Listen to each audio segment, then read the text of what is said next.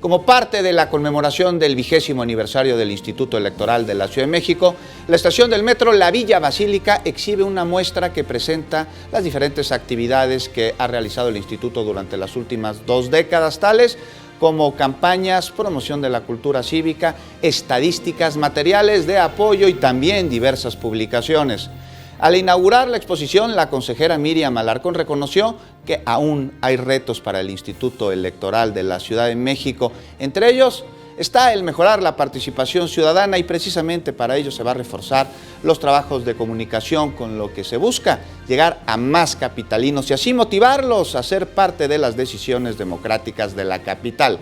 Tal y como sucede, por ejemplo, con el presupuesto participativo, he escuchado hablar de él. Mire, en él se invierten recursos en proyectos que son propuestos, son votados por los propios ciudadanos para mejorar las colonias y los barrios de esta gran urbe.